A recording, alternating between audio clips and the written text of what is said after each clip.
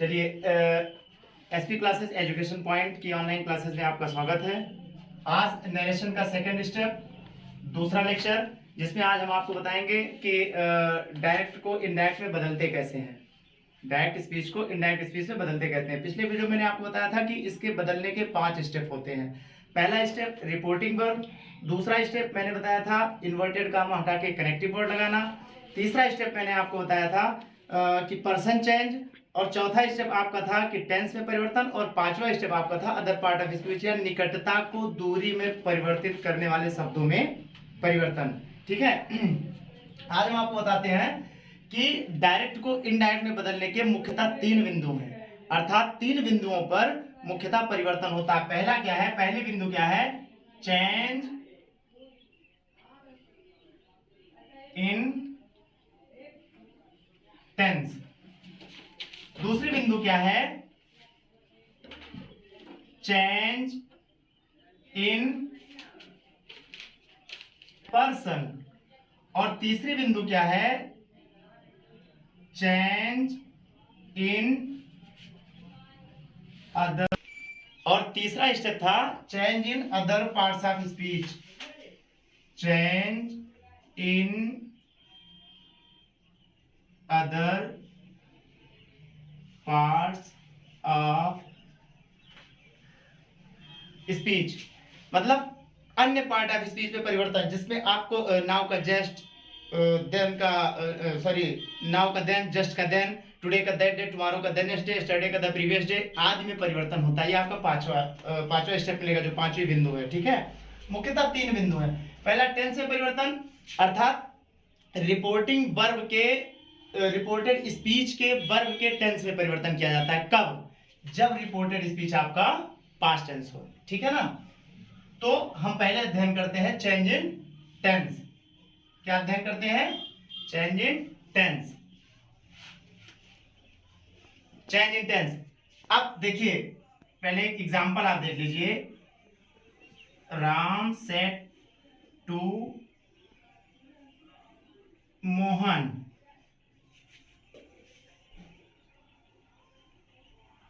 She is playing cricket. Ram said to Mohan, she is playing cricket. देखिए, ये मैंने आपको बताया था, ये इतना आपका क्या है? Reporting verb. ये आपका क्या है?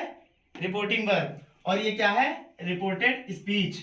अब टेंस में परिवर्तन समझने के लिए सबसे पहले पहला रूल ये है, रूल नंबर फर्स्ट आप ये जान लीजिए, जो कि बहुत ही आवश्यक है, कि रिपोर्टेड स्पीच के टेंस में तभी परिवर्तन होगा जब आपका रिपोर्टिंग वर्ब किस टेंस में हो? पास्ट टेंस में हो। किस टेंस में हो? पास्ट टेंस में हो। जब आपका रिपोर्टिंग वर्ब पास्ट टेंस में होगा तभी रिपोर्टेड स्पीच के वर्ब के टेंस में कोई परिवर्तन होगा। अगर ये पास्ट टेंस नहीं है, यहां पर प्रेजेंट टेंस है या फ्यूचर टेंस है, अर्थात से, सेज, हैज से, हैव से, विल से, शैल से, इस तरह की रिपोर्टिंग वर्ब अगर यहां पर दी गई है, तो यहां पर रिपोर्टेड स्पीच के वर्ब के टेंस में किसी प्रकार का कोई परिवर्तन नहीं होगा। परिवर्तन कब होगा? जब आपका सेड दिया गया हो, या फिर सेड टू, या कुछ ऐसे वर्ब दिए गए हो जो पास्ट टेंस के हों, तभी यहां के टेंस में परिवर्तन होता है। ये पहला बेसिक सबसे इंपॉर्टेंट रूल है। फिर से एक बार रिपीट कर देते हैं। जब रिपोर्टिंग वर्ब पास्ट टेंस में होगा तभी रिपोर्टेड स्पीच के वर्ब में किसी प्रकार का परिवर्तन होता है, अन्यथा कोई परिवर्तन नहीं होता। दूसरी बात, यदि रिपोर्टिंग वर्ब प्रेजेंट टेंस में या फ्यूचर टेंस में है, यदि रिपोर्टिंग वर्ब प्रेजेंट टेंस में या फ्यूचर टेंस में है, तो रिपोर्टेड स्पीच के वर्ब में कोई परिवर्तन नहीं होता। रिपोर्टेड स्पीच के वर्ब के टेंस में कोई परिवर्तन नहीं होता। ठीक है। अब देखो, अब बात करते हैं कि यदि ये पास्ट टेंस है तो क्या होगा। यदि ये पास्ट टेंस है तो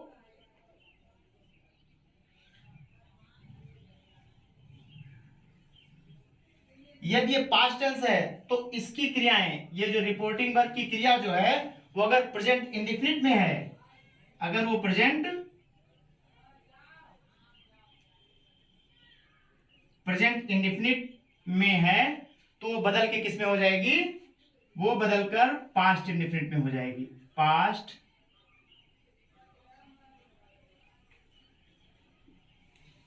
यदि प्रेजेंट इंडेफिनिट में है ये या सिंपल प्रेजेंट में है तो पास्ट इंडेफिनिट हो जाएगा।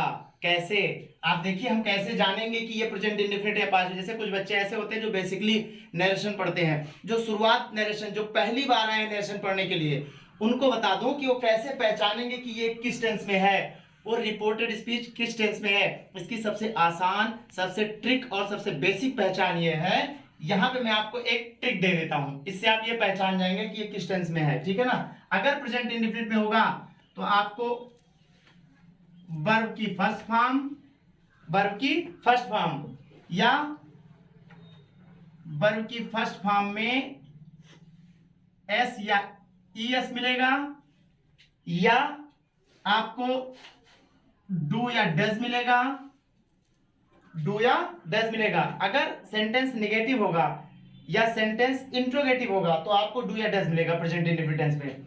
तीसरी बात क्या है, आपको इज, एम या आर मिल जाएगा, आपको इज, एम या आर मिल जाएगा। लेकिन ये हेल्पिंग वर्ब के रूप में नहीं, बल्कि एक लिंकिंग वर्ब के रूप में या मेन वर्ब के रूप में ये मिलेगा। ये मेन वर्ब के रूप में मिलेगा, तब सिंपल प्रेजेंट कहा जाएगा, ठीक है। अब इसको जब चेंज करेंगे, पास्ट इंडेफिनिट में परिवर्तित करेंगे, तो किस तरह से परिवर्तित करेंगे ध्यान दीजिए।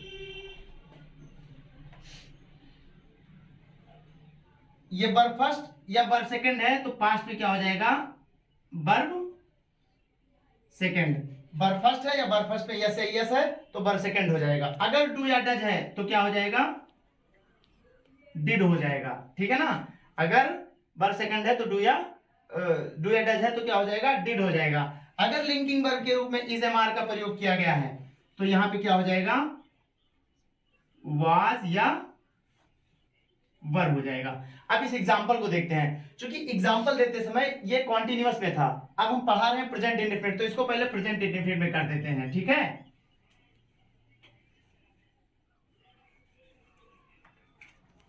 इसको हम पहले प्रेजेंट इंडेफिनिट समझ लेते हैं। सी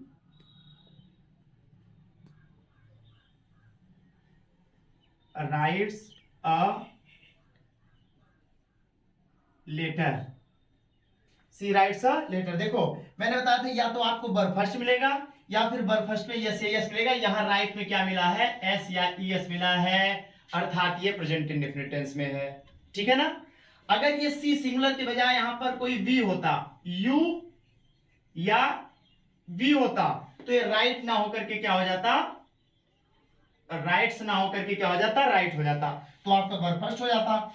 यहां पर प्लूरल सब्जेक्ट होता तो वर्ब फर्स्ट होता, सिंगुलर सब्जेक्ट है इसलिए वर्ब फर्स्ट में यस यस लगा हुआ है, पहली पहचान। तो इसको हम क्या करेंगे, वर्ब सेकंड में परिवर्तित कर देंगे। क्या करेंगे, वर्ब सेकंड में परिवर्तित कर देंगे, अर्थात यहां राइट का क्या हो जाएगा, रोट। राइट का क्या हो जाएगा, रोट। बाकी एज इट इज लिख देंगे, ठीक है ना।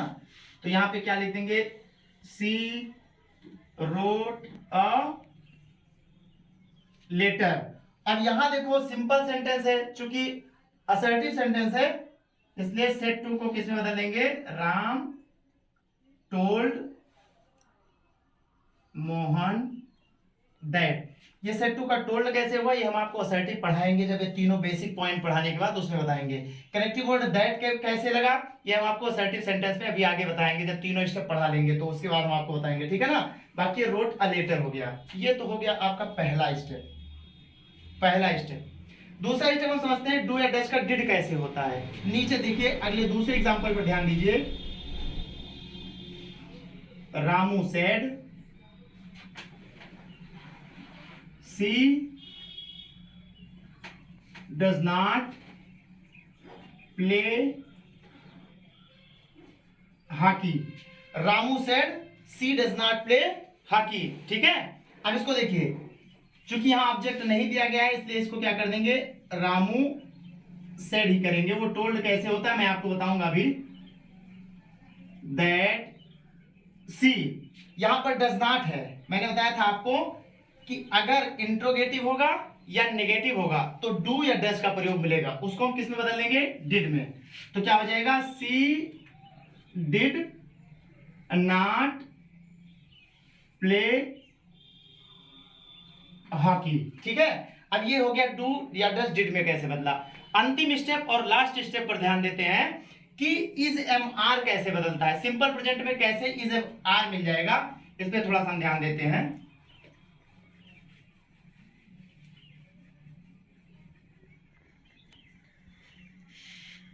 देखिए कैसे इज एम आर होता है, he said to me, he said to me Radha is a good girl. देखिए ध्यान से, अब यहां पर ये सब्जेक्ट है, ये उसका ये कॉम्प्लीमेंट है, ठीक है ना। सब्जेक्ट को उसके कॉम्प्लीमेंट से कौन जोड़ रहा है, इज। और इज अगर केवल अकेले, चूंकि ये प्राइमरी एक्सिलरी है, प्राइमरी एक्सिलरी में बीई का एक रूप है, इज एम और वाज वर उसका एक रूप है, ये सिंपल प्रेजेंट का सेंटेंस है। ठीक है, इसको जब हम इनडायरेक्ट में बदलेंगे तो ये हो जाएगा he told me that Radha, is का क्या हो जाएगा, वाज, क्योंकि राधा सिंगुलर है और सिंगुलर है तो वाज और प्लूरल रहेगा तो वर।